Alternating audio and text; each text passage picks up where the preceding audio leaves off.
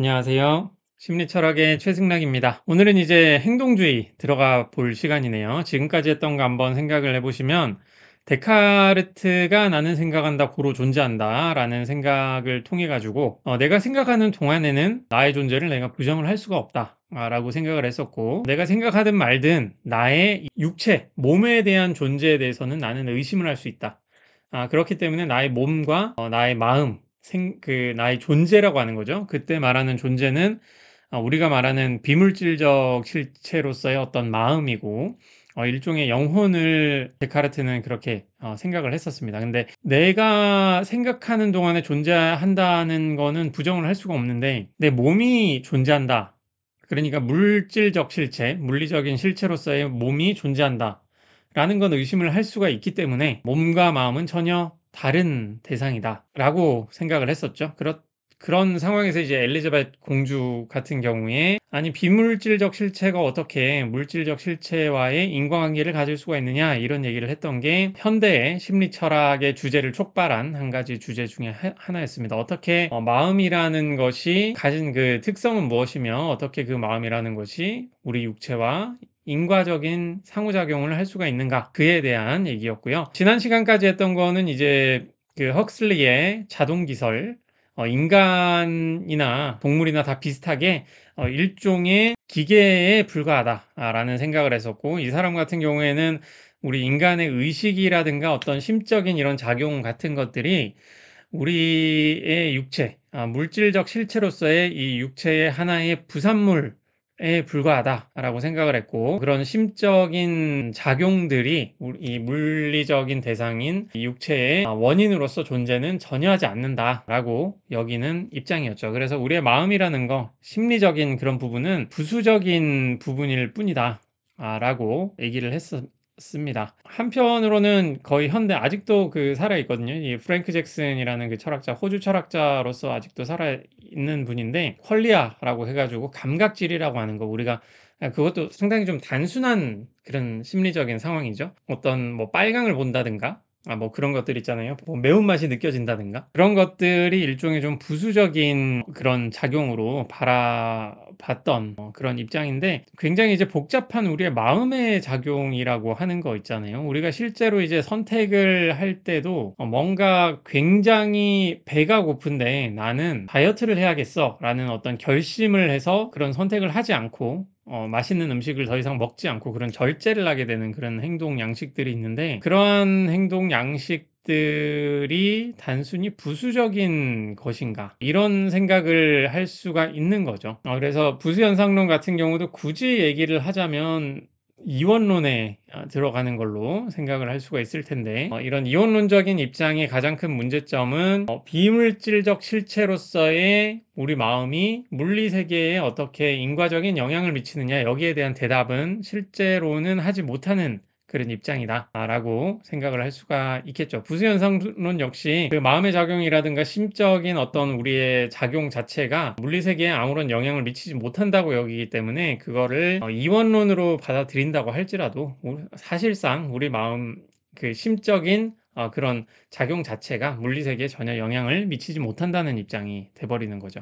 그래서 그런 입장의 문제점을 생각을 해서 이제 일원론이라고 하는 심신 일원론입니다. 이 세상을 구성하고 있는 어떤 실체는 전부 다 오롯이 물리적인 물리세계의 법칙에 적용이 되는 그런 종류의 대상들밖에 없다 라고 여겨서 일원론이 보통 그런 입장이 되는 거죠. 마음 같은 경우도 우리 물리세계의 법칙에 어떤 영향을 받는 그런 것이다. 그렇게 봤을 때 도대체 마음이라는 거는 그럼 이론론적인 입장에서는 어떻게 설명을 하는가? 그게 또 한 가지 문제점이고, 이 남아있는 우리의 주제들이 행동주의, 물리주의, 기능주의에 대한 이런 입장들이 현대까지, 행동주의는 이제 좀 시들하고 있긴 해요. 근데 행동주의가 사실상 물리주의의 그 다리 역할을 했기 때문에 행동주의를 빼놓고 심리 철학을 얘기하기는 상당히 힘듭니다. 그래서 행동주의는 여기서 또 얘기를 할 거고요.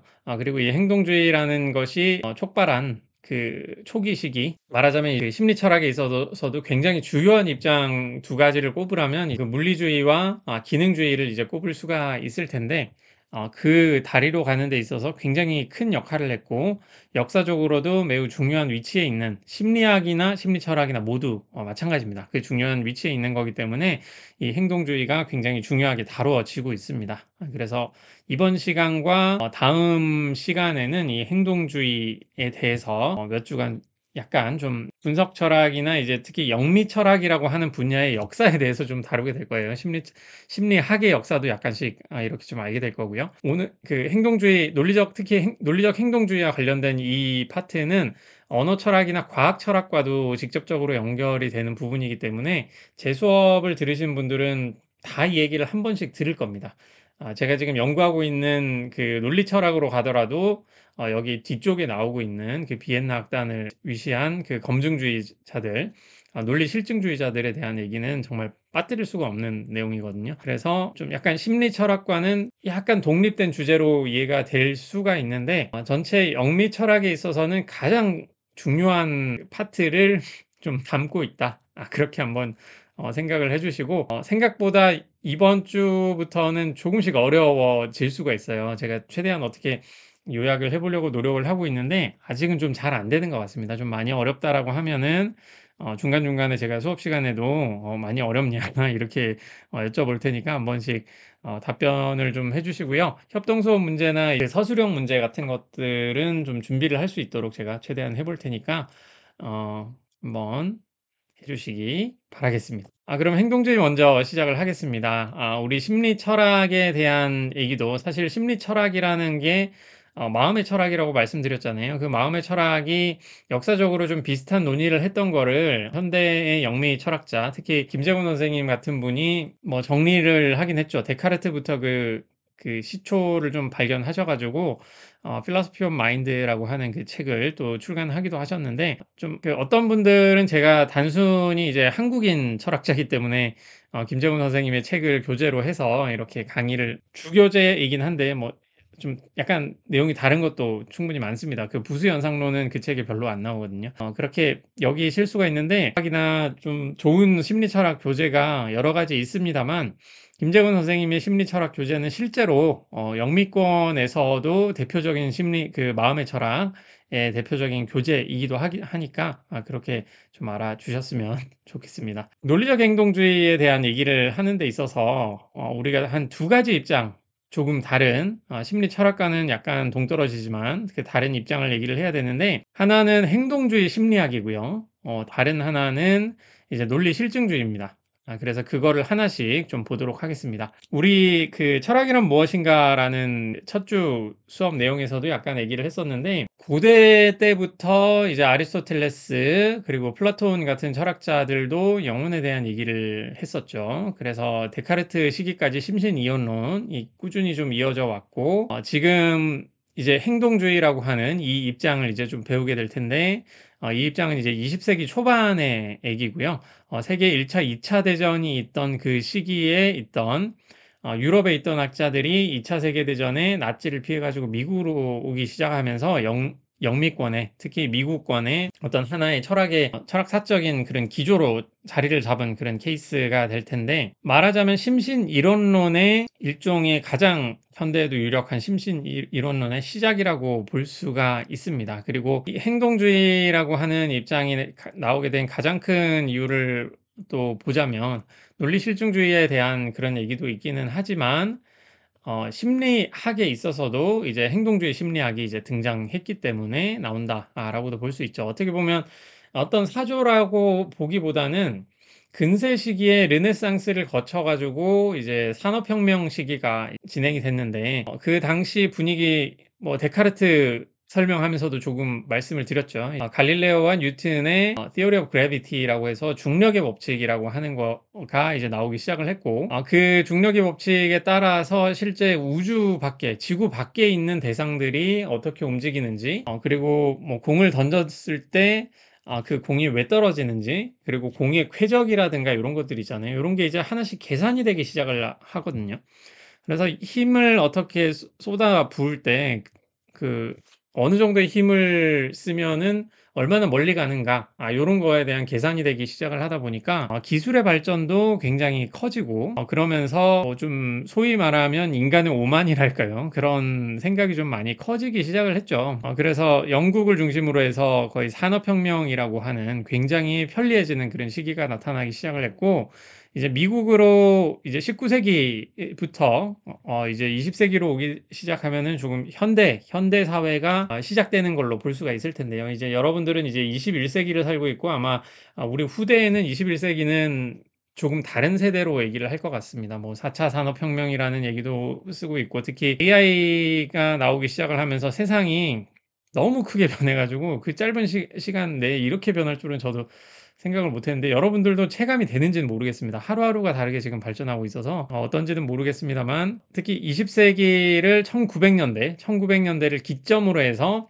이제 근세가 거의 1800년대라고 해도 되겠네요. 1800년대 중반 후반 이렇게 해서 1900년대를 기점으로 해서 이제 근세에서 이제 현대로 이제 넘어오는 시기로 이렇게 보셔도 괜찮겠죠. 근세에도 뭐 니체라든가 철학자들뿐만이 아니라 많은 학자들이 과학을 중시를 하는 니체가 과학을 중시했다는 게 아니라 과학이나 기술에 이렇게 좀 도취되어서 신에 대한 얘기를 더 이상 안 하게 됩니다. 인간이 스스로 할 수 있고 인간이 자연을 이제 바꿀 수 있다라고 그런 생각을 가지게 되는데 그러면서부터 과학에 대한 그 생각이 어디로 가게 되냐 하면은 더 이상 우리가 눈으로 보이지 않는 것들 뭔가 소위 말하는 이제 나중에 검증주의 얘기를 할 텐데 그 검증하고 증거를 볼 수 없는 것들에 대한 존재는 우리가 받아들이지 말아야 되는 거 아니냐라는 입장이 상당히 강해집니다. 그래서 1900년대 20세기 초반에 특히 우리가 좀 다루고 있는 영미 철학자들 중에서 유명한 사람들은 대부분 또 신을 부정하는 그런 논변도 굉장히 많이 했습니다. 뭐 대표적인 사람이 이제 버트란트 러셀 같은 사람인데 러셀 같은 경우도 자기 친구 교수들 중에 이제 뭐 기독교나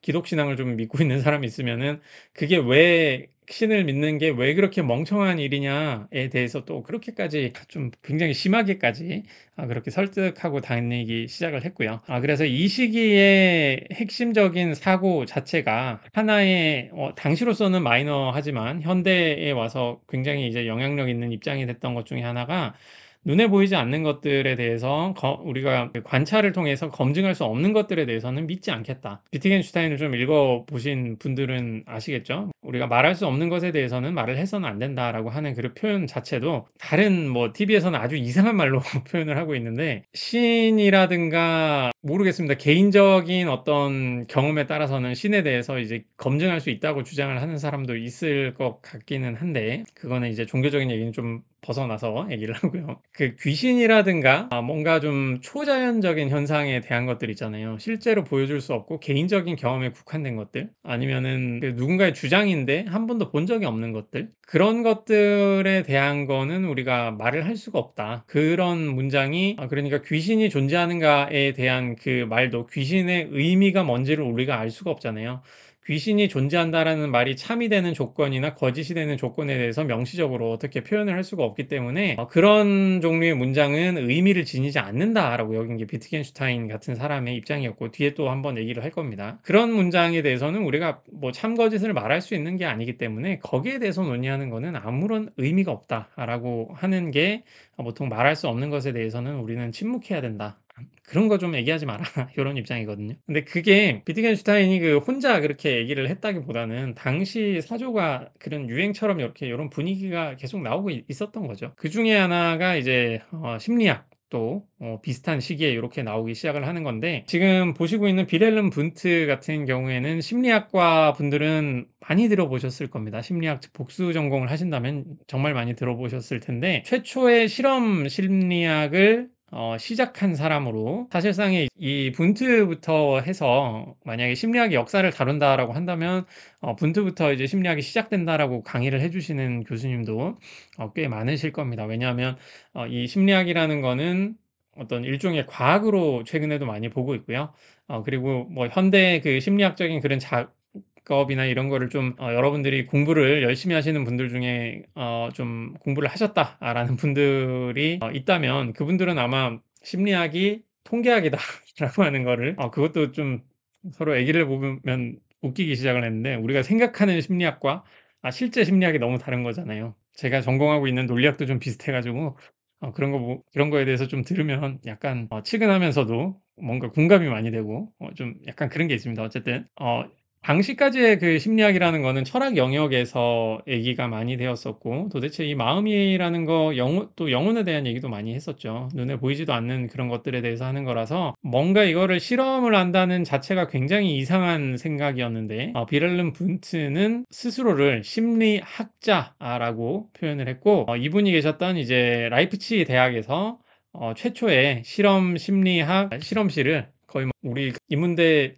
거기 대학 본관 있잖아요. 본관 밑에 보면은 카페 있고 큰 공터 있잖아요. 거기다 그냥 책상 하나 얹어 놓고 그렇게 하셨던 것 같은데, 여기가 그 심리학 연구소다, 실험실이다 라는 식으로 얘기를 하면서 학자들과 모여서 저렇게 연구를 하셨다고 합니다. 실제로 굉장히 상징적인 위치라고도 볼 수 있고요. 제가 지금 웃으면서 얘기를 했지만 진짜 중요한 곳입니다. 물론 그 세계 2차 대전을 기점으로 해가지고 폭격을 맞아가지고 없어진 기도 했는데, 지금은 이제 라이프치히 대학에서 상징적으로 그냥 분투의 방이라고 이렇게 만들어 놓은 그런 방이기도 하고요. 그래서 이렇게 되어 있는 것이고, 여러분들에게 말씀드리고 싶은 거는 실험 심리학을 실제로 창시한 인물이고, 심리학의 우리 마음에 대한 어떤 심적인 상황에 대해서 우리가 실험을 할 수 있다라는 주장을 최초로 한 분이 비렐름 분트였다라고 생각을 해주시면 되겠습니다. 그래서 분트는 인간의 의식을 기본적인 감각과 느낌이라는 그 구성 요소로 구별했고, 이를 체계적으로 분석하기 위해서 그 스스로의 경험에 대해 주관적으로 관찰하는 인트로스펙션이라고 하는 그런 표현을 좀 썼다고 해요. 내성법이라고 얘기를 했는데, 이 비슷한 시기에 밑에 보이시는 지그문드 프로이트라는 분도 있죠. 우리가 소위 말하고 있는 무의식이라고 하는데, 우리가 인지하지 못하는 어떤 의식이라고 하는 거죠. 그래서 뭐 서브컨셔스니스라고 하는 게, 잠재 의식이라고 하는 게 조금 더 나을 수가 있는데, 이런 입장을 좀 계속 얘기를 했었던 거죠.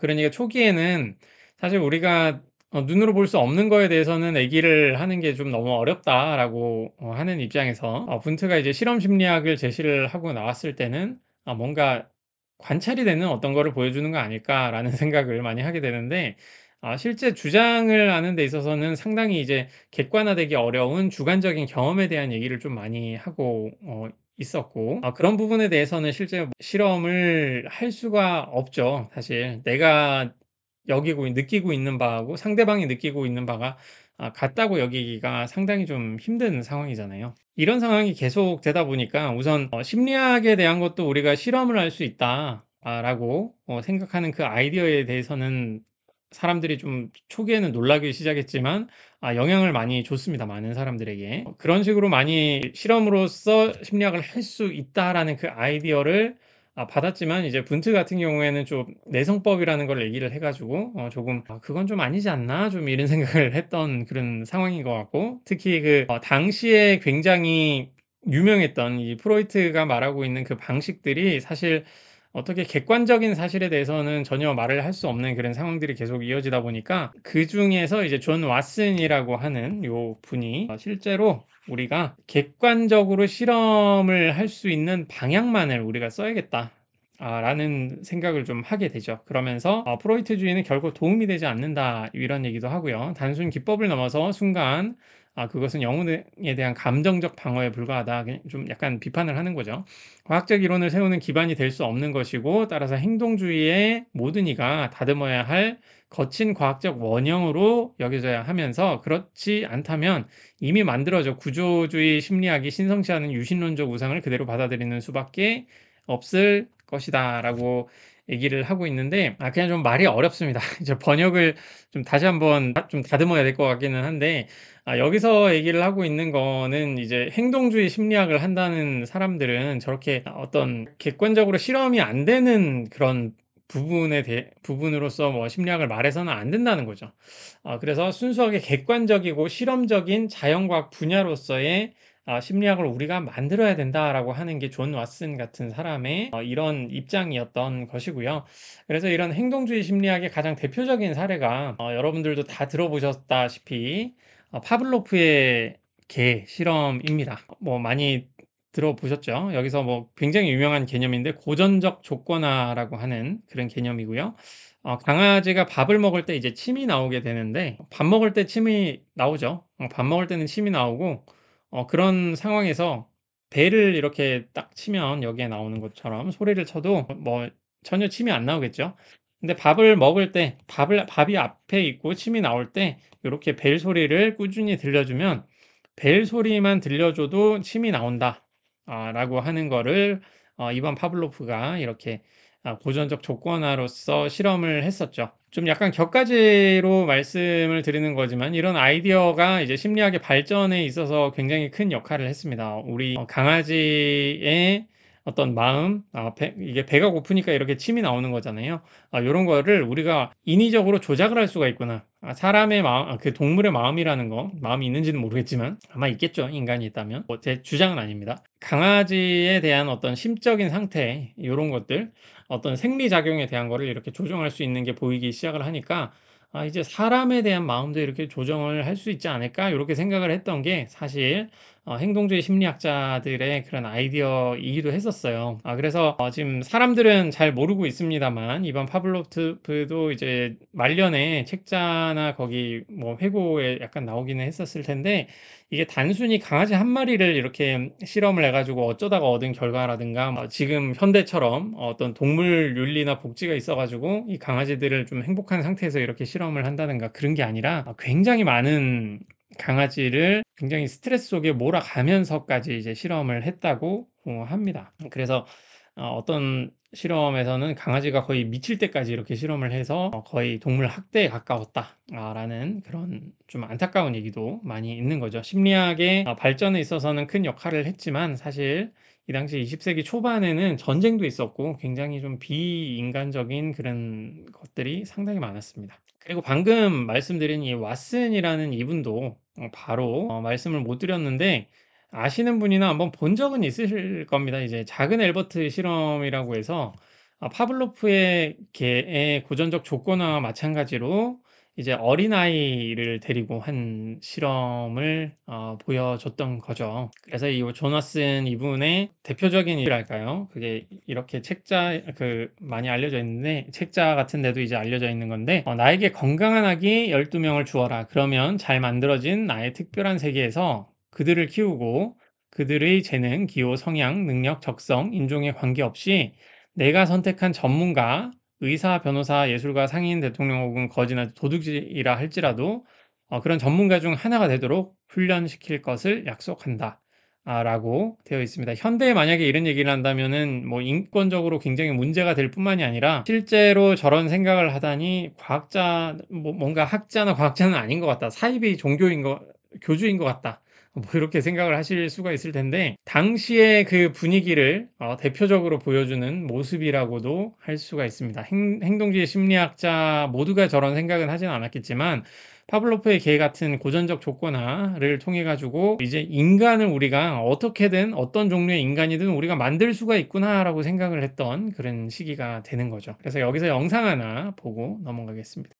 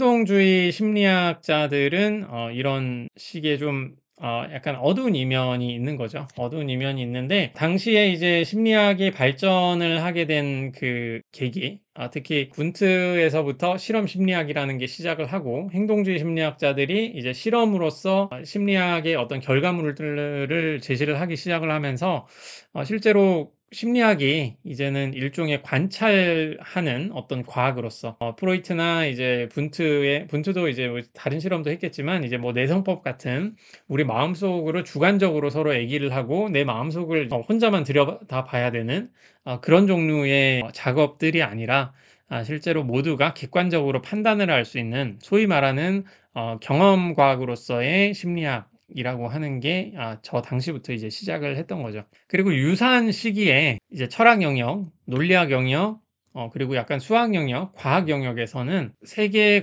그 당시에 제가 지금 말하고 있는 세계는 이제 유럽 사회를 말하는 겁니다. 동유럽 쪽에 동북 약간 남쪽 그런 특히 그 오스트리아 중심으로 한 그런 독일과 가까운 오스트리아 중심으로 한 그 시기 거기에 있던 학자들인데 당시 이제 학문이 가장 발전한 그 곳을 꼽으라고 한다면 뭐 프랑스, 독일, 영국 한 그 정도거든요.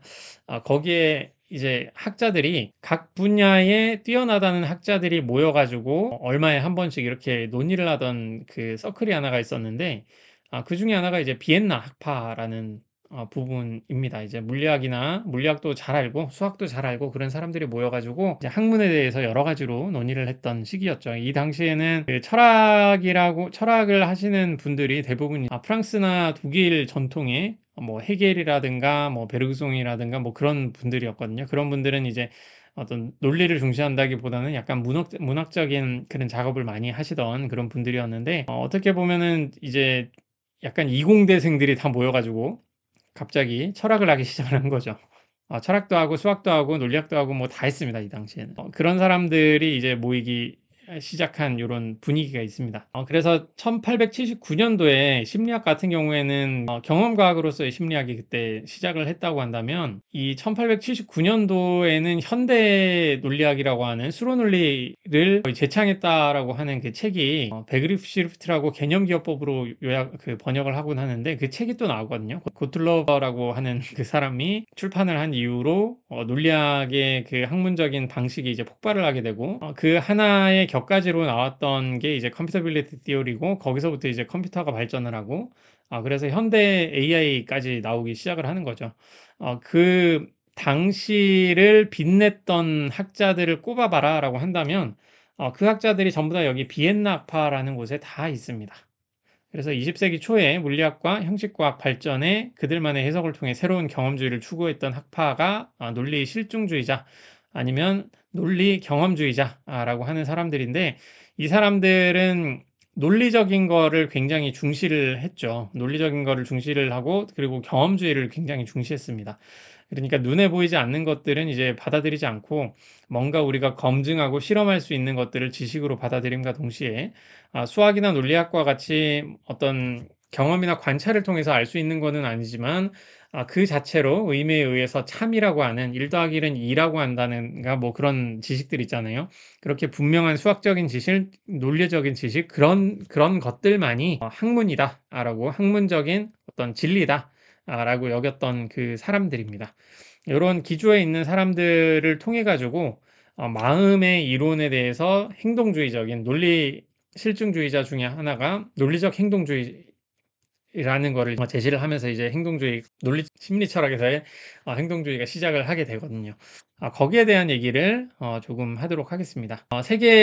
그러니까 1900년대 초반이죠. 초반에 1차 세계대전도 있었고 2차 세계대전도 있었는데 특히 2차 세계대전 그 전에 방금 말한 이런 학자들이 모여가지고 그런 논의를 했고 거기에 뭐 대표적인 이름은 뭐 모리크 슐리츠, 루돌프 카르바나 한스한, 뭐 쿠르트 괴델 이런 사람들이 있었는데 뭐 괴델은 들어본 사람도 있을 겁니다. 20세기의 가장 아름다운 수학적 정리를 증명한 사람 중에 하나고 이분의 스승이 또 한스 한이었고요. 그리고 미국의 철학이라고 하는 그 전통을 얘기를 할 때 카르납 철학으로부터 보통 많이 시작을 합니다. 그래서 루돌프 카르납이라는 굉장히 중요한 사람도 여기 그 당시에는 있었고요. 그리고 수리논리 영역에 이제 모델론이라고 하는 분야가 있거든요. 모델론과 모델론 분야에 있어서 가장 큰 역할을 한 수학자이면서 논리학자인 알프레드 탈스키라는 분도 있고, 뭐 과학 철학이나 철학이나 뭐 많이 좀 들어보셨을 텐데 한스 라이언바흐라는 사람, 그리고 미국의 영미 철학이라고 하면은 그 미국의 전통을 거의 쐐기를 박아서 만들었다고 할 수 있는 하인이라는 분, 그리고 굉장히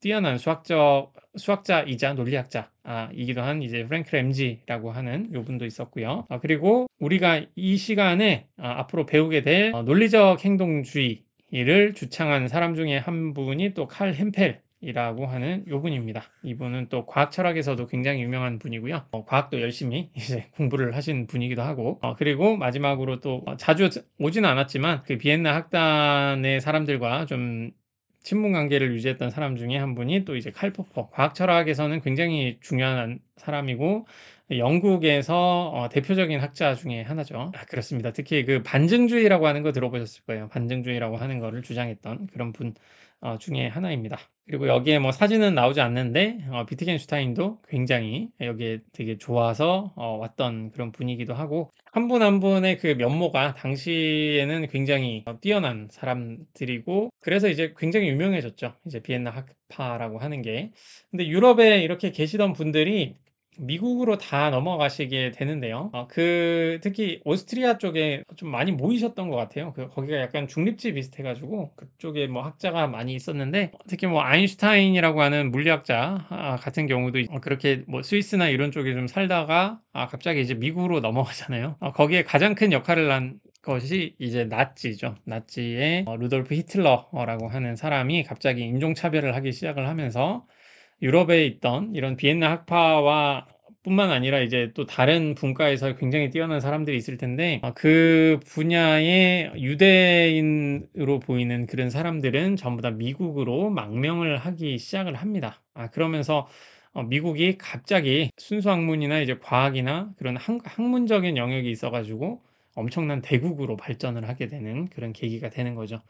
인종차별만 하지 않았어도 이제 독일이 유럽을 제패했을 수도 있을 텐데, 오히려 굉장히 아이러니하게 인종차별을 해서 미국에 힘을 실어줬던 게 아닌가, 뭐 이런 생각도 조금씩 하게 됩니다. 그래서 말씀드린 것과 같이 상당수가 이제 나치 독일을 피해서 미국으로 망명을 했고, 거기서 아까 말씀드렸던 뭐 카르나, 브라이안 바흐, 괴델, 알프레드 탈스키, 햄펠 뭐 이런 사람들이 다 미국의 그 프린스턴이나 특히 뭐 프린스턴 대학으로 간 것 같아요. 프린스턴 대학이나 이제 캘리포니아, UCLA, 캘리포니아 쪽으로 좀 가셨던 것 같은데, 제가 알기로는 탈스키는 그 캘리포니아 쪽에 계셨던 것 같은데 거기 로직 그룹이 있거든요. 그리고 뭐 여기 보이는 알버트 아인슈타인도 이제 미국으로 가셨고, 아인슈타인도 이제 프린스턴 대학으로 가가지고 괴델하고 굉장히 이제 친했다. 뭐 이런 것도 누군가는 들어보셨을 것 같습니다. 이렇게 넘어갔다라고 보시면 되겠고요. 이 비엔나 학단에 있는 사람들이 당시에 주장을 했던 게 이제 논리 경험주의, 논리 실증주의라고 하는 입장입니다. 이 입장을 약간 좀 말씀드리면,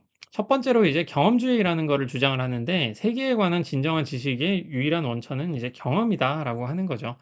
여기서 말하는 경험이라고 하는 거는 관찰 가능한 거, 객관적으로 우리가 알 수 있는 거, 그런 것들에 대한 그런 경험이고, 근세 시기에도 이 경험주의가 되게 큰 역할을 하기는 했습니다만, 그 당시에 당시에는 이제 단순히 이제 모든 거를 이 경험으로만 설명을 하려고 하다 보니까 조금 문제가 있었던 거죠.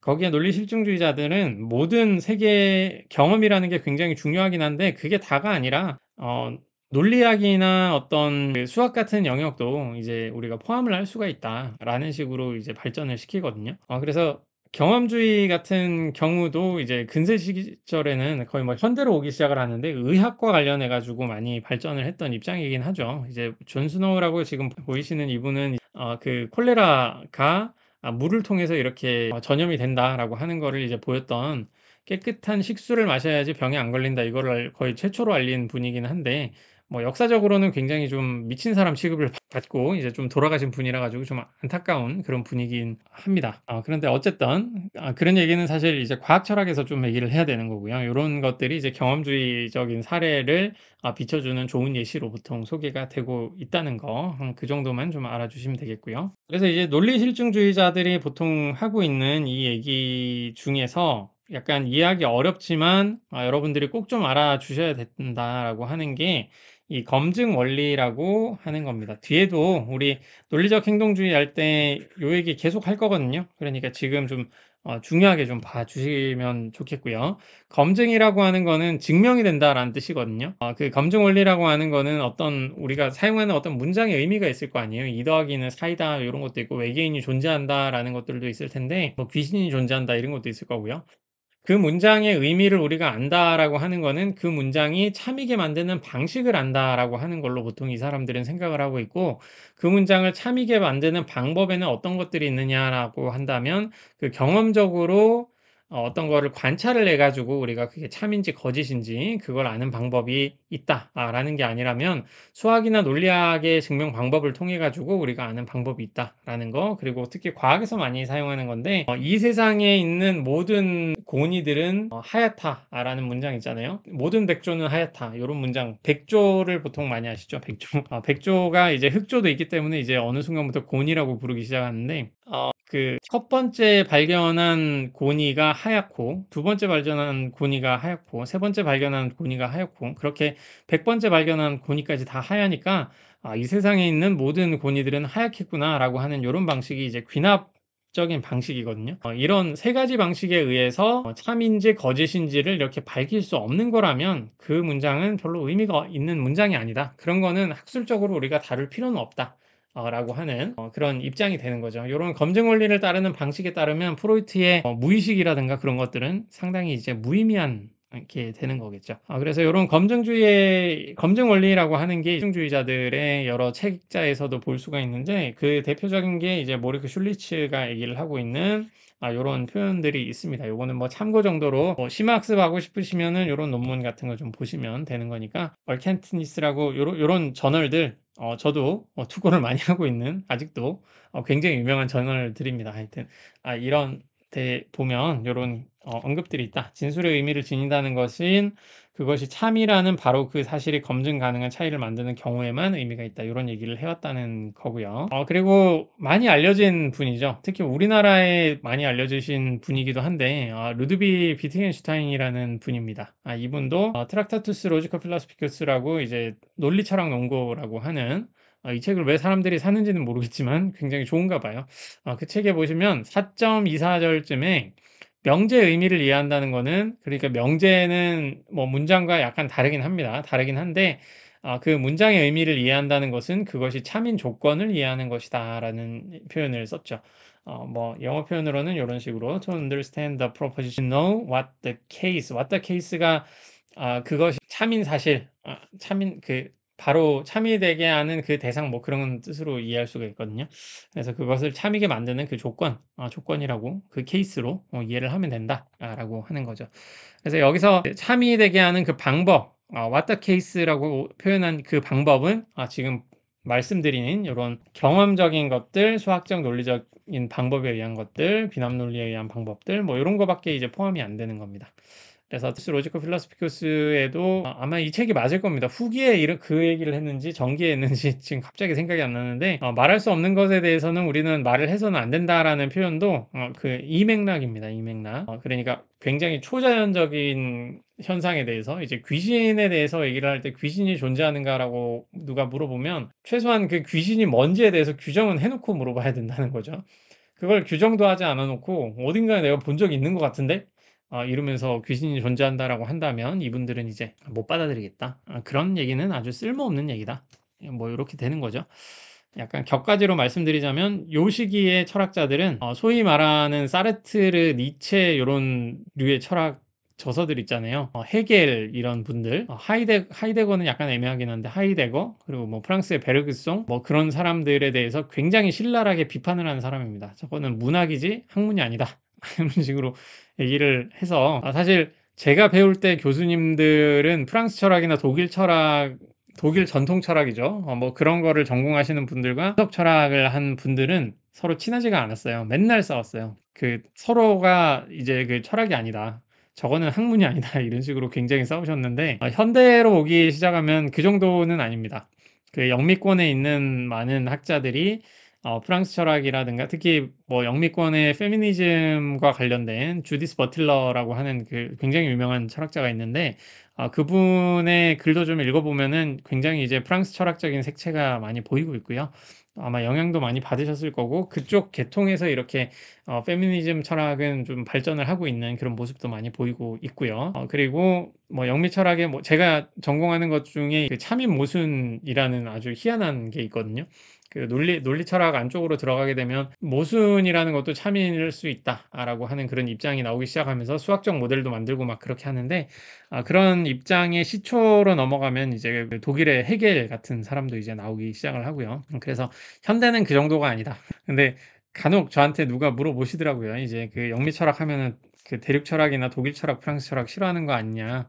물론 그 저도 성경 선생님이 미학 얘기하고 그렇게 하면 무슨 소린지 하나도 모를 때가 많은데 그렇다고 해서 그 분야가 굉장히 뭐 학문이 아니라든가 그런 생각은 전혀 하지 않습니다. 전혀 하지 않고 충분히 저도 열심히 공부를 하고 알아가야 되는 그런 분야이기도 하죠. 그리고 현대로 오기 시작하면 할수록 초자연적인 현상에 대해서 논리 실증주의자들 같이 이렇게까지 다 배격하는 쪽으로 생각하시는 분이 그렇게 많지는 않습니다. 왜냐하면 우리가 가지고 있는 이 경험적인 방법만으로 증명을 할 수 있는 게 전 우주적으로 봤을 때는 거의 매우 제한적이거든요. 그리고 옛날에는 초자연적이라고 생각했고 마법이라고 생각했던 것이 요즘에는 어느 정도 이제 밝혀지는 것들이 하나둘씩 나오고 있고 실제 우리가 학술적으로 이제 참이다 거짓이다라고 할 수 있는 것들이 굉장히 제한적이다라고 하기 때문에 오히려 그 경험 너머에 있는 그 대상에 대한 가능성도 좀 약간 깊은 생각을 하시는 분들은 그렇게까지 배격하지는 않을 것 같다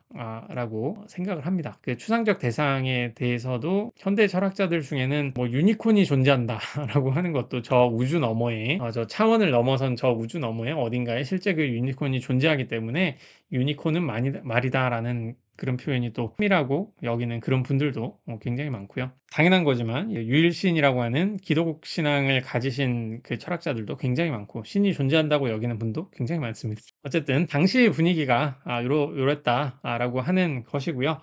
여기서 여러분들이 좀 알아갔으면 좋겠다라고 하는 논리 실증주의자의 입장에서 꼭 좀 이런 건 이해하고 갔으면 좋겠다라고 하는 거 여기 예로 좀 드려보도록 하겠습니다. 시간이 좀 된다라고 한다면 대면 수업 시간에 이런 거 구별하는 그런 문제 한번 풀어보도록 할 텐데요. 이분들이 실제로 이제 의미 있는 유의미한 문장이다라고 하는 거는 그게 실제로 이제 검증 가능한 그런 문장들, 경험적으로 참인지 거짓인지에 대한 기준을 제시할 수 있는 것들이나 아니면 수학적 논리적으로 증명이 가능하거나 증명 방식을 제시할 수 있는 것들, 그런 문장들만이 유의미하다라고 생각을 했거든요. 그래서 그렇다면 유의미한 문장이 무엇인가 한번 생각을 해보시면 뭐 예를 들어서 1번은 펭수는 총각이다 라는 말을 우리가 이해를 하고 있다. 제대로 이해를 하고 있다라고 한다면 펭수가 총각이다를 참이게 만드는 어떤 상황을 아는 거잖아요. 그래서 이 문장 같은 경우에는 우리가 펭수라는 그 대상을 실제로 경험적으로 볼 수가 있고 그리고 펭수가 남성인지 여성인지에 대한 거는 알 수가 없나요? 사실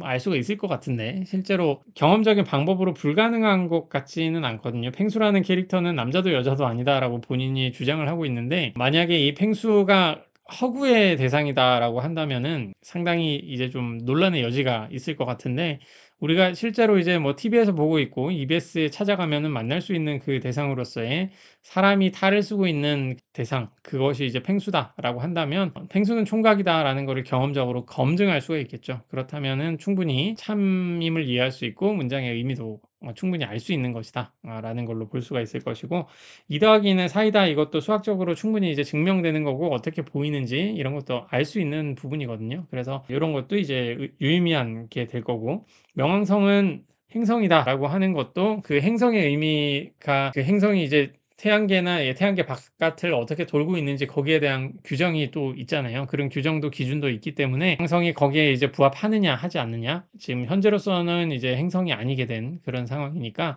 요런 것도 이제 어떤 참인 조건을 알 수가 있는 거죠. 그래서 요런 것들은 이제 유의미한 문장이 아니다. 유의미한 문장이다라고 생각을 할 수가 있습니다. 그래서 요런 문장들이 유의미한지 아닌지 아는 것들이 그 문장이 참인 조건을 이해하는 것이다 라고 생각을 하시면 되겠습니다. 그래서 명왕성이 행성이다 같은 경우도 이 참인 조건을 어떻게 아느냐, 행성에 대한 그 뜻을 좀 아는 거죠.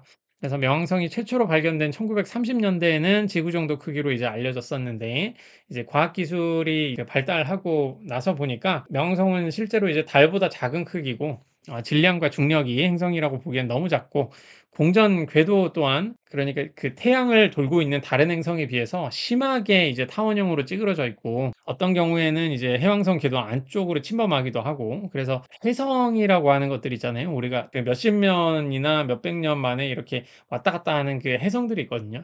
해성들이 도는 궤도하고 상당히 좀 유사하기도 하다라는 생각을 해서, 국제천문연맹이 새행성 기준을 마련해서 2006년 8월 24일자로 새롭게 정한 행성 기준에 맞지 않는, 행성 기준에는 명왕성이 맞지 않고, 그래서 행성이 아니다. 그래서 외소 행성으로 이제 분류를 해서 소행성 번호 134340을 부여해서 태양계 행성에서의 지위를 박탈했다라고 하는 거죠. 그래서 그 태양계 행성이라고 하는 거는 뭐 저 같은 경우에는 배울 때 수금지와 목토천의 명까지 배웠는데, 이제 명성은 전혀 들어가지 않는다.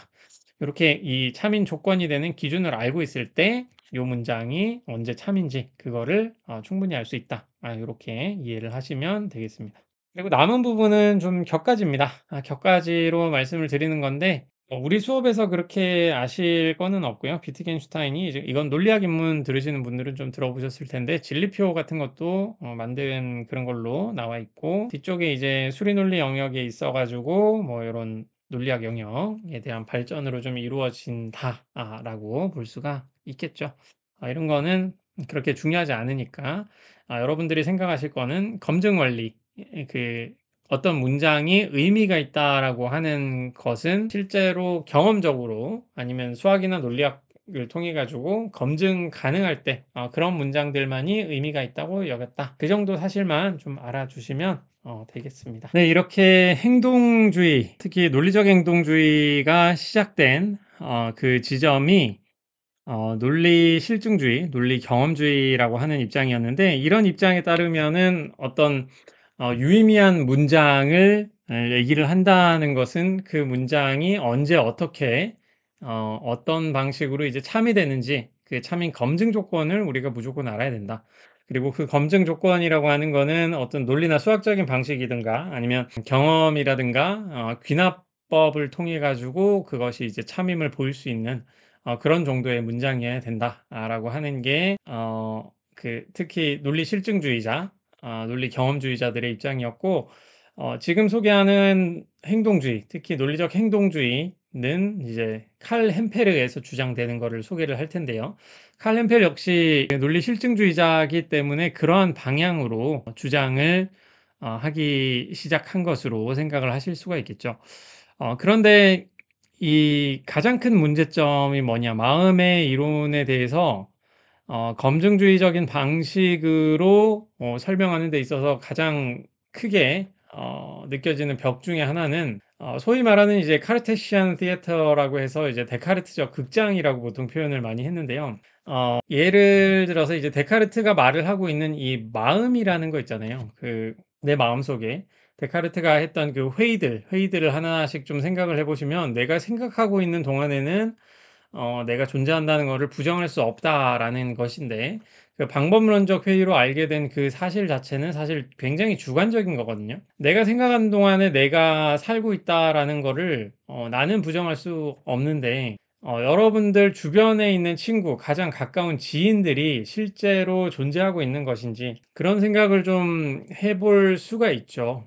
그러니까 내가 존재하는 거는 맞는데 내 마음 바깥에 있는 그 대상들이 실제 존재하는 것이 맞나? 이런 생각을 할 수가 있잖아요.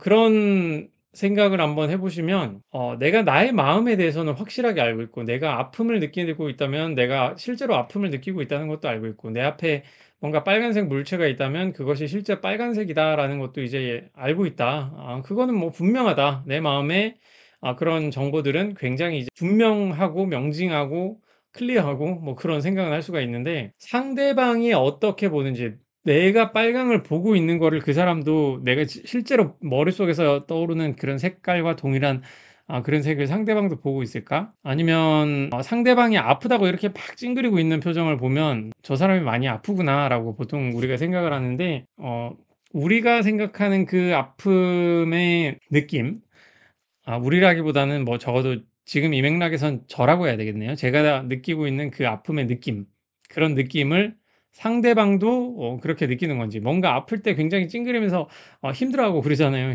그런데 알고 보니까 상대방이 느끼는 거는 제가 굉장히 좋다고 느낄 때 하는 그런 느낌을 받을 때 그렇게 막 찡그리고 있다, 그런 상황을 전혀 알 수가 없다는 거죠.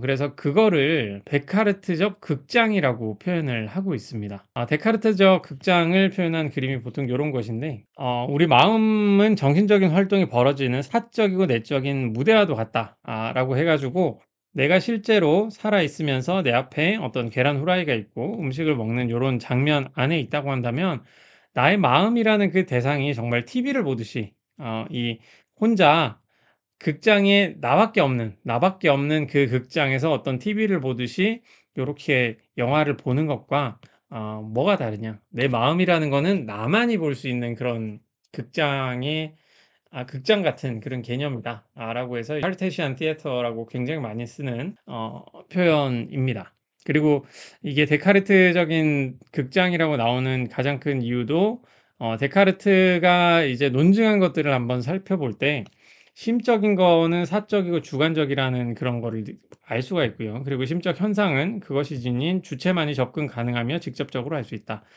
그러니까 내 마음에 대해서는 내가 직접적으로 알 수 있는데 내 육체에 대해서는 그렇게 알 수 없다, 요런 논증을 했었잖아요. 그런 거를 통해서도 요렇게 알 수가 있고, 타자의 심적 상태는 그들의 언어적 보고나 행동을 통해서만 짐작을 할 수 있다, 요런 거. 그리고 자기 자신의 심적 상태에 관한 지식은 직접적이면서도 이제 확실하다. 이것도 특히 이 두 가지가 이제 데카르트가 논증해서 썼던 그런 건데, 김재건 선생님 책에는 확실하게 좀 잘 나와 있습니다. 이렇게 데카르트가 말하고 있는 심성 개념을 한번 살펴봤을 때, 이 심성 개념이 물론 데카르트가 주장을 했다 그런 뜻이 아니죠. 데카르트가 말했던 그 심성 개념이 우리도 굉장히 이제 동의를 할 수 있는 부분인데, 그 심성에 대해서 우리가 생각을 해 보니까 우리 외에 나 이외의 사람의 마음에 대해서는 전혀 알 수 없는, 그래서 오직 나밖에 없는 그런 극장에서 바라보고 있는, 그래서 그런 거를 이제 데카르트적 극장이라고 하는 거죠. 많은 사람들이 어떤 영화를 같이 봤다면 거기에 대해서 공유가 될 텐데, 혼자만 본 그 영화에 대해서는 공유할 수 없는 것처럼 내 마음속에 대한 직접적인 그 정보들을 타인에게 공유한다는 거는 굉장히 어려운 일로 보인다, 라고 하는 게 이 데카르트적 극장이 말을 해 주고 있는 포인트이기도 합니다. 데카르트적 극장과 비슷한 예시로 김재원 선생님이 든 게 하나가 있는데요. 딱정벌레 예시를 비트겐슈타인이 든 적이 있는데 후기에 들었었죠. 그거를 또 언급을 하셔 가지고 약간 슬라이드에 집어넣어 봤습니다.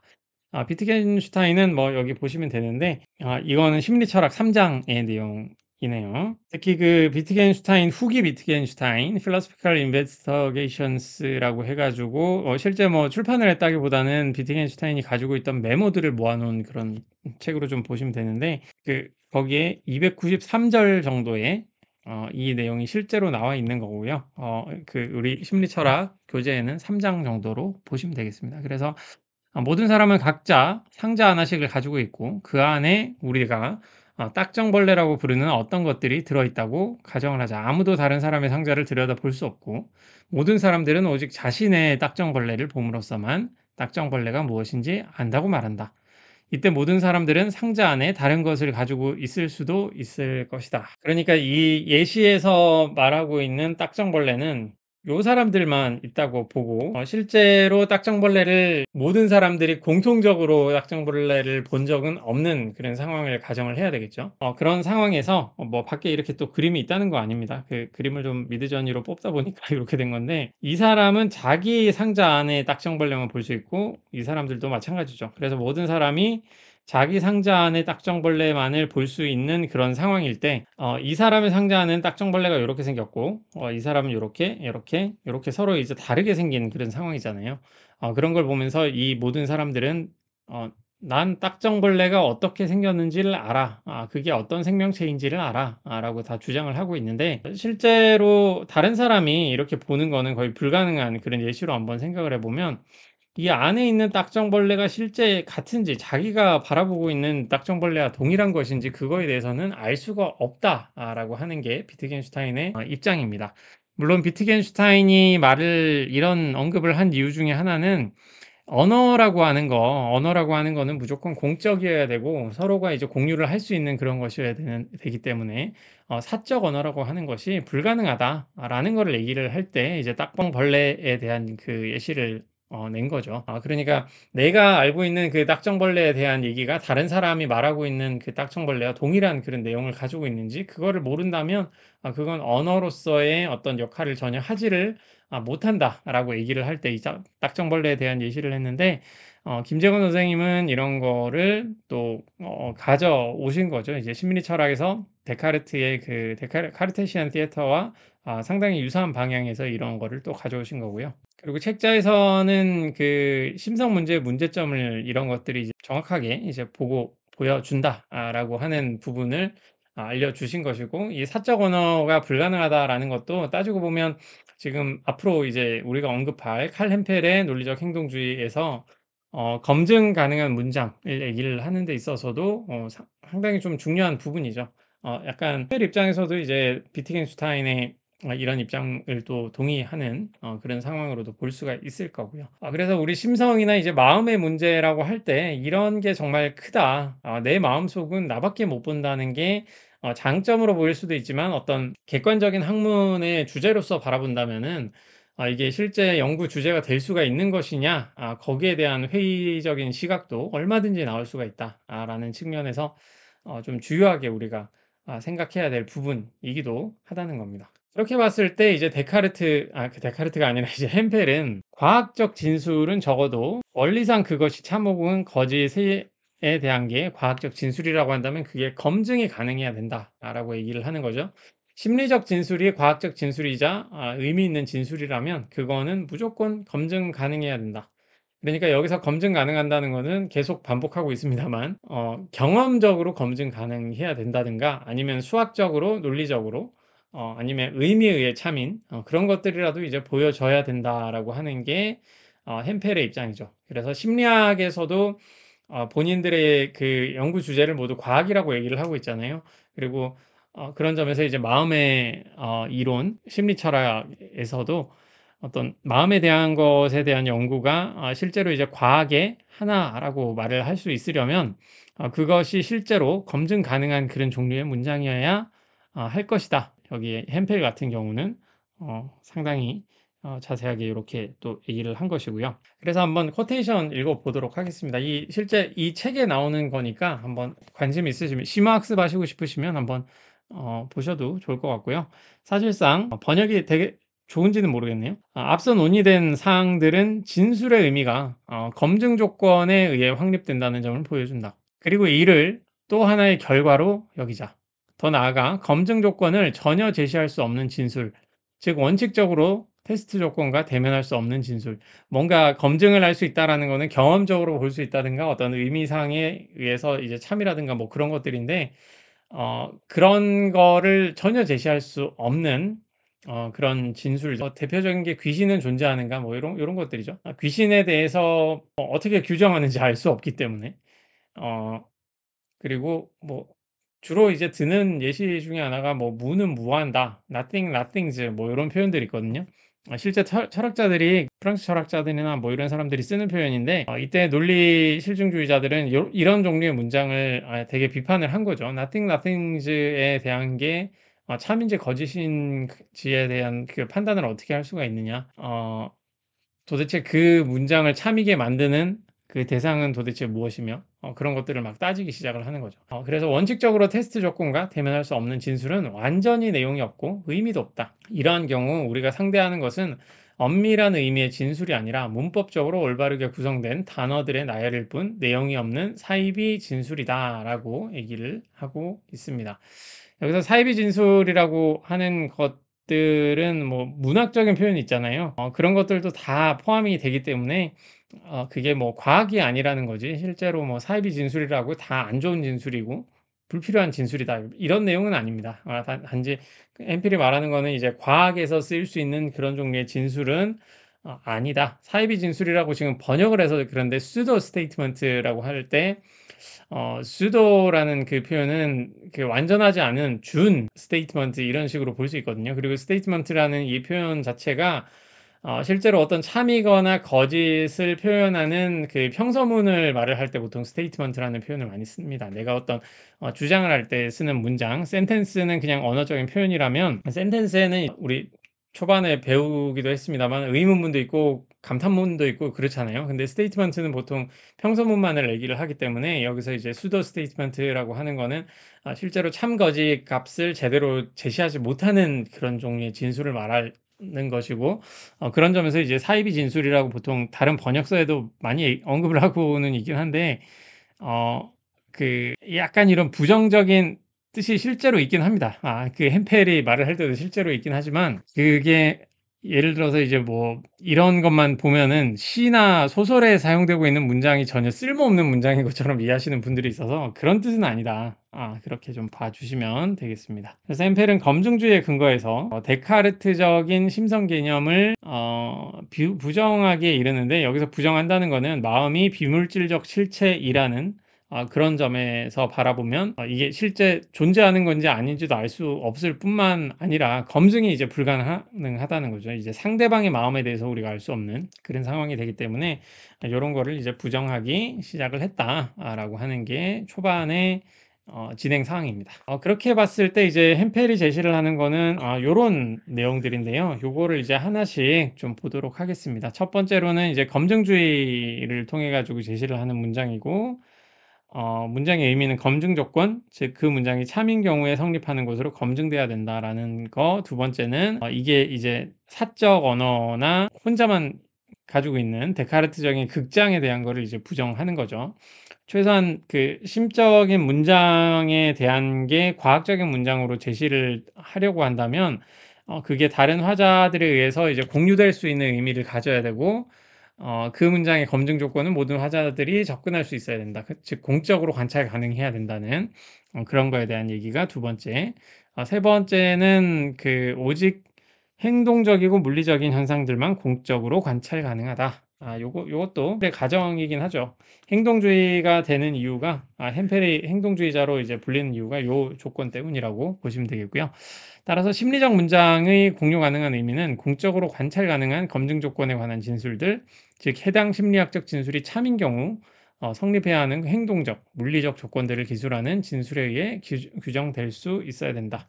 이제 뒤에 또 언급하겠지만 요 얘기를 한다는 거는 심리적인 그 언어 표현들, 예를 들어서 펭수가 고통을 느낀다 이런 거 있잖아요. 펭수가 사랑에 빠졌다. 펭수가 BTS를 좋아한다. 뭐 이런 표현들. 이런 표현들을 이제 물리적이고 행동적인 표현들로 바꿔서 쓸 수 있어야 된다라고 하는 거죠. 그러니까 펭수가 되게 아파한다라고 하는 거는 무릎에 통증을 느끼고 되게 아파한다라고 하는 거는 펭수가 무릎을 감싸 안고 있고 통증을 느낄 때 그 표정, 얼굴 표정이 굉장히 찌푸러져 있고 아플 때 하고 있는 그 신음소리 같은 것도 막 내고 있고 그러면서 이리저리 앞뒤로 구르고 있고 뭐 그런 행동들을 기술을 한다는 자체가 사실상 그 심리적인 그 문장들을 참이거나 거짓이게 만드는 그런 조건을 어, 표현하는 것이다. 이런 식으로 표현하는 거죠. 그래서 조금 더 간단하게 말한다면 우리 마음은 심적인 상태와 관련된 그 진술의 의미라고 하는 거는 공적으로 관찰 가능한 그에 따르는 어떤 행동적인 기준을 제시를 하는 것이 그 검증 조건이 된다. 뭐 한 이 정도의 입장으로 볼 수가 있겠죠. 그래서 하나씩 이제 보도록 하면요. 첫 번째로 문장의 의미는 그 문장의 검증 조건, 즉 그 문장이 참인 경우 성립하는 것으로 검증되어야 하는 조건에 의해 주어진다라고 하는 첫 번째 문장인데, 전제 1번은 이제 논리실증주의 검증 원리를 거의 그대로 따른 것으로 이제 보시면 되겠죠. 그리고 두 번째는 어떤 문장이 서로 다른 화자들에 의해서 공유될 수 있는 의미를 가지려면 그 문장의 검증 조건은 모든 화자들이 접근할 수 있어야 된다. 즉, 공적으로 관찰 가능해야 된다. 데카르트적 심성 개념 있죠? 그런 거를 그대로 만약에 쓴다라고 한다면 다른 사람들과 공유할 수 없는 것이기 때문에 그런 표현을 통해 가지고 우리가 마음의 문제를 다뤄서는 절대 안 되고, 마음의 문제를 다루기 위해서는 공적으로 이제 그 검증이 가능한 거, 서로 이제 공유할 수 있는 그런 거, 그런 것 중에 하나가 이제 우리가 가지고 있는 그 행동이다. 행위를 관찰해 가지고 그 마음에 대한 문장을 우리가 만들면 되겠다라고 하는 게 햄펠의 논리적 행동주의의 두 가지 주요한 전제라고 보시면 되겠습니다. 그래서 세 번째는 이제 그대로 말씀드린 거죠. 생리적 현상들을 포함해서 오직 행동적이고 물리적인 현상들만이 공적으로 관찰이 가능하다라는 생각. 그래서 이제 심적 진술은 관찰 가능한 행동적, 물리적 현상에 대한 진술로 해석이 가능할 때 유의미하다라는 생각을 가지고 있는 거고, 거기서 이제 결론으로 이런 식으로 나가는 겁니다. 이제 심적인 문장이 유의미하다는 거는 그 문장이 검증 가능하다는 건데, 그때 검증 가능한 그 조건 자체는 그 어떤 심적인 상황에 대해서 성립하는 어떤 행동적이고 물리적인 그런 조건들을 기술하면 된다. 요런 얘기를 하는 겁니다. 그래서 그 햄펠의 그 언급을 거의 그대로 옮겨 보자면 요런 얘기를 또 하고 있는데요. 고통에 대한 진술은 단순히 모든 관련된 검증 문장이 참임을 나타내는 축약된 표현에 불과하다라고 얘기를 하고, 이 진술은 고통이라는 용어 없이도 물리적 개념만을 포함한 문장으로 변환할 수 있고 의미의 손실 없이 동일한 내용을 전달할 수 있다. 따라서 심리학에 속하는 특정 진술은 물리학에 속하는 진술과 동일한 내용을 가진다라고 얘기를 하고요. 심리적 진술과 물리적 진술이 본질적으로 분리되어 있다는 관점을 상당히 이제 반박한다라고 얘기를 합니다. 예를 들어 열등감과 같은 특정 심리적 상태에 대한 진술은 확인 가능한 조건으로 구성된 물리적 현상으로 번역될 수 있는데, 즉 이러한 심리적 진술은 관찰 가능한 신체적 반응을 통해 검증될 수 있으며 실제로는 물리적 진술로서 동일한 의미를 지닌다라고 얘기를 하고 있죠. 여기서 한번 이 내용을 들어봤을 때 대답을 하실 수 있을 것 같은데요. 행동주의는 그러면 심신 이론론인가요? 심신 이원론인가요? 진술 지금 읽은 거 그냥 보시면은 거의 답이 먼저 좀 나와 있다고 볼 수 있는데, 보시면은 빨간색으로 칠해 있는 거 그냥 그대로 읽어도 되겠네요. 심리학에 속하는 특정 진술은 물리학에 속하는 진술과 동일한 내용을 가진다라고 얘기를 하고 있죠. 그리고 심리적 진술과 물리적 진술이 본질적으로 분리되어 있다는 관점을 반박한다라고 얘기를 하고 있습니다. 심신이원론이라고 하는 거는 우리 세계를 구성하고 있는 실체가 두 종류의 실체다라고 얘기를 하고 있죠. 그런 점에서 이제 마음이라는 것이 비물질적 실체이기 때문에 그런 주장을 했던 건데, 지금 햄페리아는 말을 보면 심리적 진술과 물리적 진술이 본질적으로 분리되어 있다는 관점을 반박한다 라는 측면에서 심신 이론론적인 얘기를 지금 하고 있다라고 보시면 되겠고요. 두 번째로도 이제 심리적 진술은 관찰 가능한 신체적 반응을 통해 검증될 수 있으며 실제로는 물리적 진술로서 동일한 의미를 지닌다. 비슷한 얘기를 하고 있죠. 그래서 검증주의는 어떤 입장이냐라고 한다면 심신이론론입니다 라고 보시면 되겠습니다. 앞으로 배울 물리주의, 기능주의도 심신이론론으로 보시면 되겠습니다. 네, 그래서 논리적 행동주의에게 행동과 행위라고 하는 거는 무엇이냐를 먼저 알아야 되겠죠. 왜냐하면 우리가 그 심적인 표현을 우리가 공적으로 관찰 가능한 행위를 통해 가지고 설명을 하려고 했던 것이기 때문에, 그렇기 때문에 이제 행동주의 행동이라고 하는 거는 사람이나 생물 혹은 기계적 시스템이 수행하는 공적으로 관찰 가능한 모든 활동을 보통 행위라고 얘기를 하는 거고요. 예를 들어서 이제 신체 운동을 통한 행동을 또 포함하는 거고요. 팔을 올리는 동작, 몸의 움직임, 그리고 냉장고를 이동한다든가 농구공을 던진다든가 그런 것들. 그리고 두 번째로는 생리적인 반응도 행동으로 같은 경우에는 이제 간주를 했죠. 땀을 흘리고 타액을 분비한다든가 맥박수가 증가한다든가 혈압이 상승한다든가 근육 경련이 일어난다든가 그런 것들을 다 표현을 한 것이고, 그래서 뭐 대표적으로 몇 가지 간단한 것들만 예를 좀 들면은 답답함을 표현할 때는 이렇게 막 부여잡는 그런 표현을 한다든가, 기쁨을 표현할 때는 이렇게 막 이제 춤을 추는 그런 경우가 있을 거고, 슬픔을 표현할 때는 이제 눈물을 흘리면서 이제 얼굴이 붉어지고 뭐 그럴 수가 있겠죠. 그리고 긴장을 할 때도 가만히 있는 이런 표현이긴 하지만 식은땀이 흐른다든가 아니면 심박수가 올라간다든가 그런 것들을 이제 어떤 행동적인 표현으로 많이 언급을 하는 것으로 보시면 됩니다. 네, 그래서 이런 점에서 이제 행동주의라고 하는 입장의 기본적인 전제라고 본다면, 마음에 관한 진술이 유의미하다라고 한다면 그것이 따로 존재하는 것이 아니라, 심적인 대상이 어떻게 물리세계에 독립적으로 어떻게 존재하는 것이 아니라, 우리가 하고 있는 그 행동 그 자체가 심적 상태라고 할 수 있다라는 생각을 가지는 입장이고요. 즉 심적 상태는 행동을 통해 설명되고 인식될 수 있기에 심적 상태는 행동으로 환원될 수 있다라고까지 얘기를 하는 것이죠. 그래서 처음에 여러분들이 한번 생각해 보셨을 때 우리 마음이라는 거는 내 안에만 갇혀 있는 것이고 상대방에게 어떻게 설명을 할 수 없는 부분이니까 이게 과학적인 진술이 되려면 뭔가 공적으로 확인할 수 있는 것이어야 된다라고 생각을 하게 됐는데, 그래서 우리가 실제로 공적으로 확인을 할 수 있는, 객관적으로 파악할 수 있는 그런 자료인 행동이나 행동 양식을 통해 가지고 우리가 뭐 심적 상태에 대해서 설명을 해 보자라고 말을 했고, 요런 방식이 좀 약간 생각을 해 보면 뭐 그럴듯한 생각이죠. 그럴듯한 생각이긴 한데, 사실상 그 마음에 대한 얘기를 분명하게 하려면은 어 그 관찰이 불가능한 것들, 그런 것들에 대해서는 언급을 또 해서는 안 되는 게 되니까, 우리 마음이라는 그 심적 상태가 사실상 비물질적 실체로서는 존재할 수 없다라는 거를 받아들여야 되는 거고요. 그렇게 했을 때 나오는 한 가지 귀결이 뭐냐면, 우리 마음이라고 하는 그 자체가 우리의 행동과 동일하다라는 방식으로 우리가 생각을 해 버려야 되는 게 되죠. 이런 부분을 여러분들 중에서 뭐 얼마나 그럴듯하게 여기는지는 잘 모르겠습니다. 종국에 이렇게 "환원될 수 있다."라고 말을 하는 그 자체가 우리의 마음 상태라고 하는 게 실제로 우리의 행동 상태다. 똑같다라고 얘기를 하는 거거든요.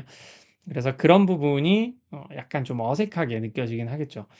이럴 때 이제 폴이 치통을 앓고 있다라고 한다면 이 표현이 참이되는 조건을 밑에 보이시는 요런 식으로 A에서 E를 통해 가지고 이렇게 표현을 하는 겁니다. 첫 번째로 폴이 운다. 폴은 아파서 울며 특정한 몸짓을 막 하는 거죠. 여기 밑에 보이는 것처럼. 그리고 두 번째로 말로 누가 폴에게 "무슨 일이랴?" 라고 이렇게 물어보니까 "치통이 있어요." 라고 이제 대답을 한다. "치통이 있어요." 라고 하는 거는 "이가 아프다." 라고 하는 거죠. 그리고 치아 검사 결과를 보니까 충치나 노출된 치수 같은 그런 문제가 막 있다는 것이고요. 생리학적 반응으로는 뭐 혈압이나 소화 과정 반응 속도가 막 변한다는 거, 그런 것도 어떻게 알 수가 있겠죠. 그리고 신경계 활동을 이렇게 보니까 포르이 신경계에 특정한 변화가 일어날 수 있는 막 그런 것들이 있었다. 그래서 요런 상황으로 "폴이 치통을 앓고 있다."라는 이 표현이 참이 되는 조건이라고 하는 게 이것이 이제 참이 되는 조건이다. 요게 거짓이 된다면 요것도 이제 거짓이 된다. 그런 식으로 이제 생각을 한 겁니다. 그래서 그 심적인 거를 행동주의적인 행동을 묘사하는 방식으로 요렇게 설명을 하는 거죠.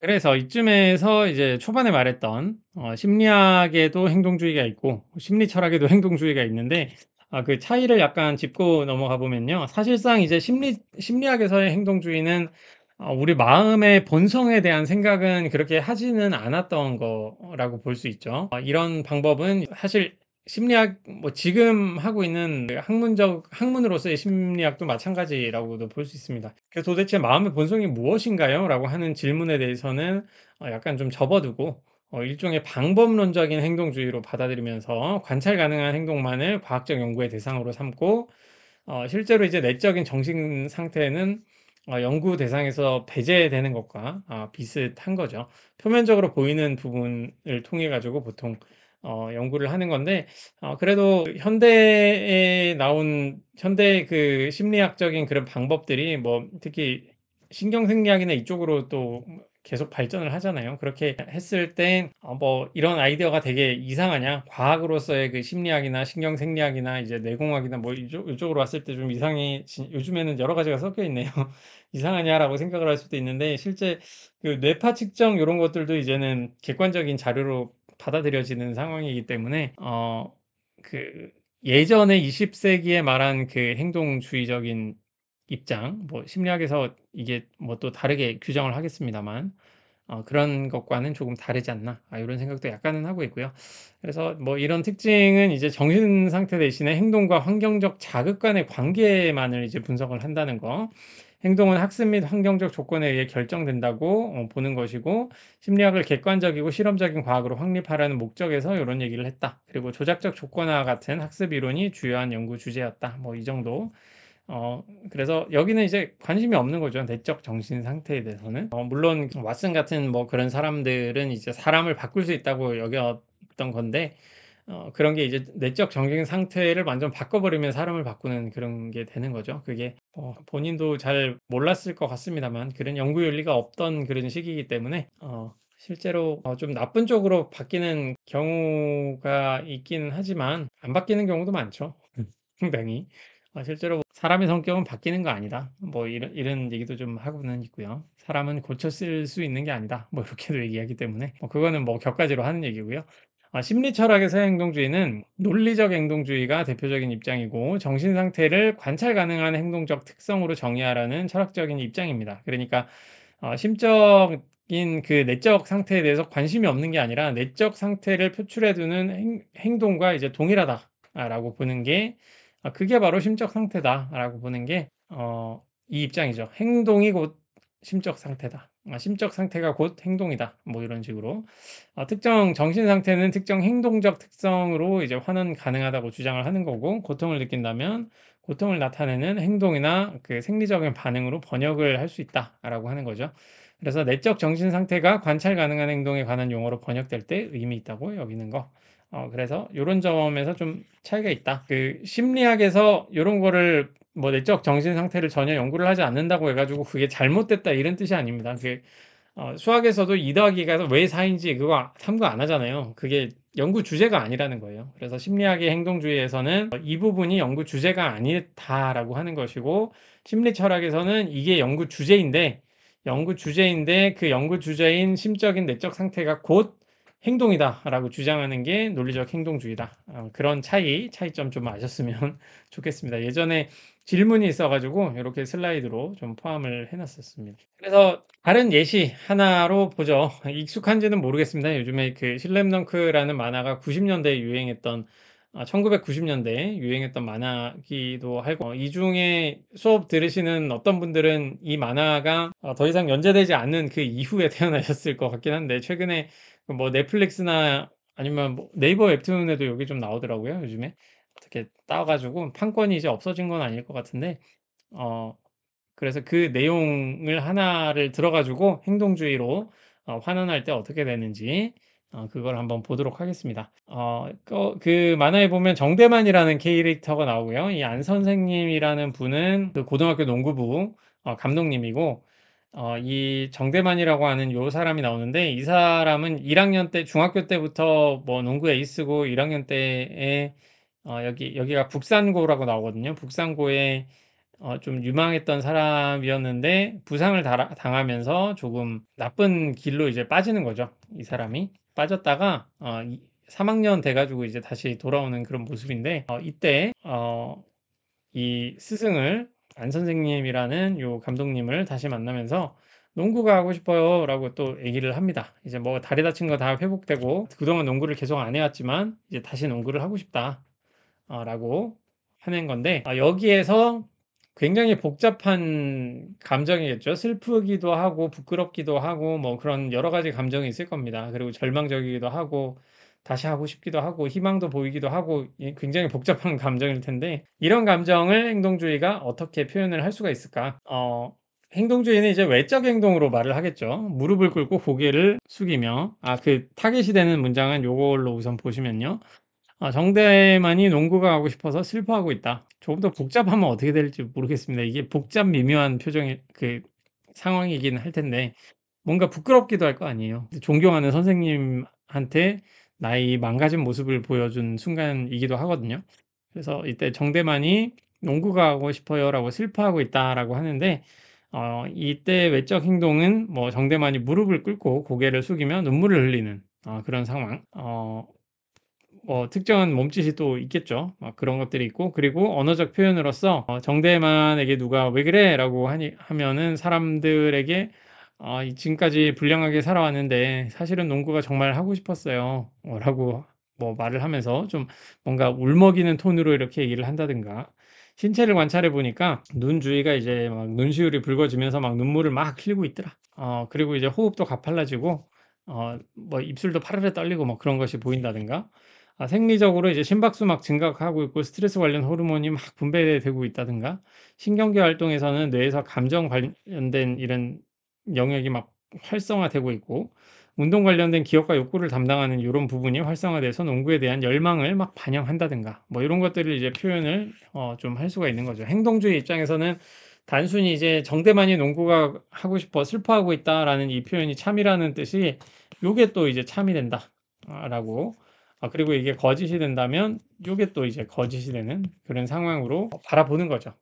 그래서 뭐 이런 상황만 보셔도 아시겠지만, 행동주의적으로 어떤 심적 상태를 환원한다라고 하는 게 굉장히 복잡해지는구나 라는 것도 좀 아실 수가 있겠습니다. 이쯤 되시면은 이제 약간 아시겠죠. 뭔가 행동주의적인 방식, 심적인 상태를 우리가 외적으로 관찰 가능한 행동으로 이렇게 묘사하는 그 작업이 뭔가 좀 안 될 것 같다, 이런 생각을 하실 수도 있거든요. 무슨 일이든 한번 시작할 때 아이디어는 좋은데 한번 해 보니까 너무 복잡하고 뭔가 좀 이런 느낌이 있잖아요. 뭐 저도 말로 뭘 표현을 못 하겠네요. 이게 뭐 단순하지 않고 일만 계속 가중되는 것 같고 이상한데? 뭐 이런 생각을 하실 수도 있을 것 같습니다. 거기에 대해서 김재건 선생님이 요약을 하신, 다른 학자들도 많이 얘기를 했겠죠, 당시에. 그때 책자에 요약한 거는 "행동주의는 심적 상태에 대한 행동의 다의성을 굉장히 이제 무시한다."라고 얘기를 하는 거죠. 어 정대만이 이렇게 막 "농구가 가고 싶어 가지고 슬퍼하고 있다."라고 거기에 대해서 이제 행동을 했는데, 슬퍼하고 있다고 해 가지고 요런 행동을 해서 이렇게 땄는데, 알고 보니까 이 행동은 똑같아요. 실제 이런 행동인데 정대만의 마음속에서는 실제로 슬퍼하는 게 아니라 그 상황을 모면하기 위해서, 학사 징계를 피하기 위해서 이렇게 막 연기를 한 것이다. 그러니까 외적으로 보일 때는 굉장히 슬퍼하는 것 같은데 속으로는 거짓말을 했을 수도 있지 않냐? 요렇게 보는 거죠. 실제로 "겉다르고 속다르다."라는 사람들 굉장히 많잖아요. 그렇게 얘기를 했을 때도 이제 카렌펠은 "조건을 더해 주면 된다." 라는 식으로 또 얘기를 하는데, 요것도 좀 문제가 있지 않을까, 그런 생각도 할 수 있고요. 대표적으로 이런 얘기를 제시를 한 사람이 나중에 기능주의 할 때 좀 배울 분이기도 한데, 힐러리 퍼트넘이라고, 이분도 20 세기 중반과 후반에 거의 뭐 천재 철학자이죠. 논리학과 수학과 철학 전반을 이제 다 섭렵한 분이시기도 하고, 여러분들 중에는 이제 통속의 뇌 논증이라고 좀 많이 들어보셨을 겁니다. 통속의 뇌 논증을 제시한 장본인이기도 하고요. 이분이 이제 행동주의를 비판하면서 제시를 한 예시 중에 하나는 슈퍼 스파르탄이라는 개념입니다. 슈퍼 스파르탄 또는 슈퍼 스토아주의로 구성된 공동체를 한번 상상을 할 수가 있는데, 영화 보신 분들 있겠지만 이제 스파르타 전사들 있잖아요. 그 전사들 얘기를 하는 겁니다. 그 전사들은 공동체의 성인들이 모두 비자발적 행동을 완전히 억제할 수 있는 능력을 가지고 있는데, 그들은 때때로 자신이 고통을 느낀다고 인정할 수 있지만 항상 차분하고 안정된 목소리로 이를 표현하며 설령 극심한 고통을 겪고 있을지라도 동일하게 행동한다. 이 말은 뭐냐면, 스파르타의 전사들은 칼에 찔리고 창에 찔려도 아픈 척을 안 한다는 뜻입니다. 그들은 결국 찡그리거나 비명을 지르거나 움찔하거나 흐느끼거나 이를 악물거나 주먹을 쥐거나 땀을 흘리거나 고통과 관련된 무조건적인 반응을 억제하는 사람처럼 보이지 않는다. 그러나 그들은 분명히 고통을 느끼며 이를 싫어한다. 겉으로 봤을 때는 전혀 아파하지 않는 것 같은데 고통을 안 느낄 수가 없겠죠. 그걸 참을 뿐이죠. 또한 그들은 자신들이 그렇게 행동하기 위해 엄청난 의지력이 필요하다는 사실을 인정하고 있고, 이는 단지 그들이 그렇게 행동해야 한다고 믿는 중요한 이념적 이유가 존재하며 오랜 훈련을 통해 자신의 엄격한 기준이 충족되었기 때문이다. 그러니까 행동이 단순히 심적 상태를 표출하는 것뿐만이 아니라 어떤 교육적인 방식에 의해서 아니면 어떤 사회가 그거를 요구하기 위해서 전혀 다른 행동을 할 수도 있다는 거죠. 그래서 힐러리 퍼트남이 말을 하고 있는 거는 어떤 교육이라든가 사회 문화적인 요소도 행동에 포함이 되기 때문에 같은 행동에 대해서 동일한 심적 상태를 가진다라고 말하기는 좀 힘들 것 같다라고 얘기를 하는 것이고, 같은 고통에 대한 행동이 사회 문화적으로 다를 수 있다라는 것도 지적을 합니다. 특히 요즘에는 또 모르겠습니다. 요즘엔 모르겠는데 한 뭐 10년, 15년, 20년 전까지만 하더라도 미국 사회에서 이제 요즘에도 좀 비슷할 것 같긴 하네요. 그 대학교에서 이제 공부를 하게 되면 특히 한국계나 동아시아계 학생들 있잖아요. 일본, 한국, 중국인은 또 다르다고 합니다. 중국인은 좀 다른 것 같긴 한데 적어도 일본인이나 한국인 학생들, 유학생 같은 경우에는 수업 시간에 굉장히 조용해요.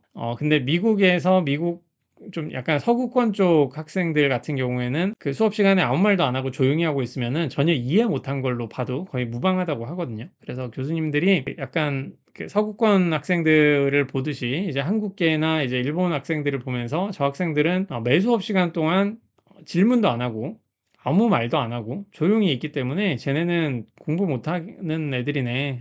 수업에 못 따라오고 있네. 이렇게 생각을 하는데 실제로 이제 뭐 중간고사, 기말고사 이렇게 보고 나면은 걔네들이 다 1등을 한다는 거죠. 그래서 실제로 요즘에도 뭐 그런 사례집은 나올 것 같은데 그 학생 가르칠 때 나오는 사례집에 동아시아 학생들, 한국인이나 일본인에 대한 사례는 실제 그렇게 소개된 적이 있습니다. 그 학생들은 어떤 질문을 전혀 하지 않고 아무 대답 안 하고 멀뚱거리면서 가만히 조용히 그 자리에 있다고 해서 그 학생들이 이해를 못하고 있는 것은 아니다. 그러니까 그런 편견 가지지 말고 주의해라 라는 식으로 나온 게 있는데, 그런 사례들만 좀 고려를 하더라도 꼭 내가 그 수업에 대한 열정이 뛰어나다고 해가지고 꼭 질문하는 행동이 나오는 건 아니거든요. 어떤 학생은 그냥 열심히 그냥 듣기만 하는 학생들도 있다고 저는 생각합니다. 그래서 지금 또 제 수업도 조용히 출석 열심히 하시면서 질문 안 하고 조용히 듣기만 하는 몇 분이 굉장히 이제 또 수업에 대한 그 열정이 뛰어나다는 거 저도 알고 있으니까 그렇게 좀 생각을 해보겠습니다. 빠듯한 얘기로 보자면 아픔을 표출하는 사람은 이렇게 뭐 정강이를 발로 차했다든가 할 때 표정으로 얘기를 하겠죠. 뭐 아프다 라고 얘기를 할 텐데 좀 이거를 참는 사람이 있다는 거죠. 이렇게 전혀 아픔을 표출하지 않고 뭐 전혀 안 아파요 라고 얘기를 하는 그런 종류의 사람이 존재한다. 그리고 뭐 비슷한 예시로 영상 하나 또 보고 넘어가도록 하겠습니다.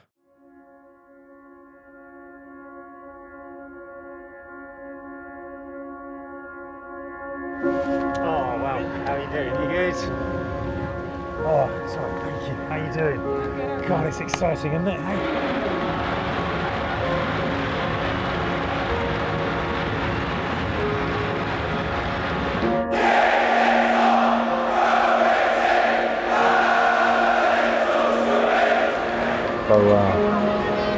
So, how's the week been?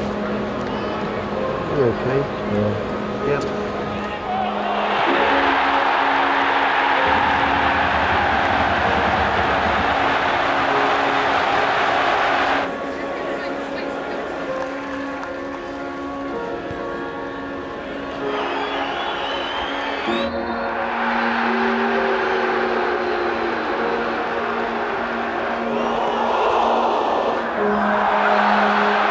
I hope things are better outside of football.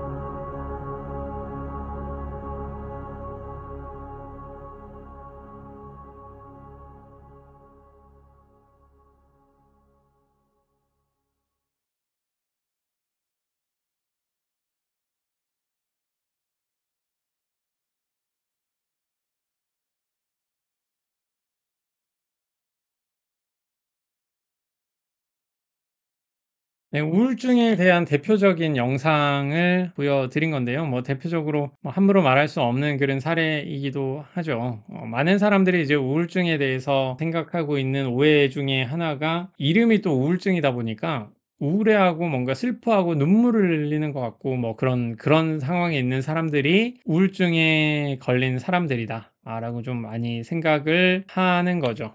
그래서 뭐 이런 짤들도 많이 돌아다니고 있는데 그 뭔가 우울증으로 고생을 하고 있는 사람들의 표정이 실제로 이럴 것 같다라고 여기지만 우울증의 가장 큰 핵심이라고 하는 것이 내 삶이 매우 무가치하다라고 여기는 것이고 내 삶이 되게 무가치하다는 생각이 좀 들기 시작을 하니까 이 감정이 느껴지지 않는다라고 할까요? 뭐 그런 게 되게 심해지는 거죠. 뭔가 좋고 나쁨에 대한 그런 게 없고 뭔가를 해야 되겠다는 그런 의욕이 또 없어지고 그러면서도 본인의 삶에 대한 위협은 굉장히 느낄 거잖아요. 그런 게 없어진다는 게 굉장히 좀 어려운 좀 힘든 상황이라는 걸 머리로도 또 느끼게 되는데 그렇게 좀 감정이 없어지고 뭔가 삶에 대한 의미가 없어지는 그 상황을 타개하려는 노력으로 보통 많이 하는 행동이 자신이 굉장히 이제 활발하고 쾌활하고 그런 모습을 좀 보이려고 노력을 하는 거죠. 그래서 사람들에게 겉으로 보이는 우울증 환자들의 모습은 환자라고 말하기 좀 그렇네요. 우울증에 고생을 하시는 분들의 모습은 보통 이런 모습일 경우가 많습니다. 뭔가 굉장히 쾌활해 보이고 활동적으로 보이고 근데 저런 모습으로 계속 보인다라고 하는 거는 사실상 그 내적으로는 엄청나게 싸우고 있는 거죠. 그 뭐랄까요? 꺼져가는 그 엔진을 다시 꺼져가는 불씨를 다시 살리기 위해서 열심히 이제 부채질이라는 표현을 하니까 좀 약간 이상하긴 합니다만 그거를 노력하는 그 행동을 우리들은 보고 '잘 살고 있구나.' 이렇게 느끼는데 실제는 전혀 그렇지 않다라고 하는 거죠. 요런 사례들만 좀 보더라도 행동주의가 가지고 있는 그 기획만으로 우리의 심적인 상태에 대해서 설명하는 게 좋은가? 좀 뭐 그런 생각을 약간 할 수 있는 그런 예시가 되는 거죠. 뭐 대표적인 예시로 이제 우울증 좀 가져오긴 했는데 설명할 때마다 좀 상당히 힘들긴 합니다. 그래서 이제 김재건 선생님도 이제 심리철학 책에서 요약하시기로는 상대방이 거짓말을 하고 있다는 문제점을 어떻게 피해갈 수 있는가? 아니면 상대방이 거짓말을 하고 있지 않더라도 어 전혀 통상적으로 바라보는 그 외적 행동과 전혀 다른 행동을 하고 있다면 그걸 어떻게 설명하는가?